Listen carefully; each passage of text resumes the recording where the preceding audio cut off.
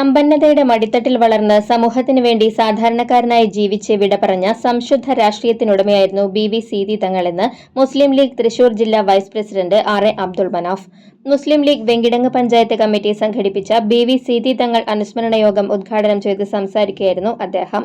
ദീർഘകാലം എം.എൽ.എ. ആയിരുന്ന തങ്ങൾ പ്രതിനിധീകരിക്കുന്ന മണ്ഡലത്തിന്റെ മാത്രമല്ല സ്വന്തം മണ്ഡലമായ മണലൂരിന്റെ വികസനത്തിലും കാര്യമായ പങ്കുവഹിച്ചു.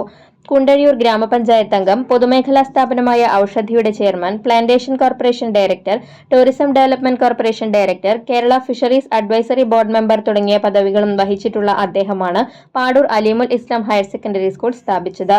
മുസ്ലിം ലീഗ് വെങ്കിടങ്ങ് പഞ്ചായത്ത് പ്രസിഡന്റ് പി.എം. മൂസിൻ യോഗത്തിൽ അധ്യക്ഷത വഹിച്ചു. സംസ്ഥാന പ്രവർത്തക സമിതി അംഗം എ.എസ്.എം. അസ്ഗർ അലി തങ്ങൾ മുഖ്യപ്രഭാഷണം നിർവഹിച്ചു.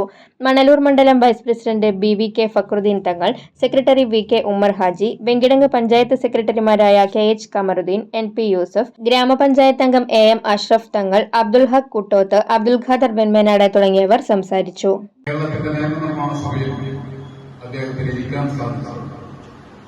വളരെ അഭിമാനപൂർവ്വം നമുക്ക് പറയാൻ സാധിക്കും, ഒട്ടേറെ വലിയ വലിയ നേതാക്കന്മാരെയാണ് അദ്ദേഹത്തിന് തോൽപ്പിക്കാൻ സാധിച്ചത്. അങ്ങനെ തോൽപ്പിച്ചുകൊണ്ടാണ് അദ്ദേഹം കേരളത്തിന്റെ നിയമനിർമ്മാണ സഭയിലേക്ക് പോയിട്ടുള്ളത്.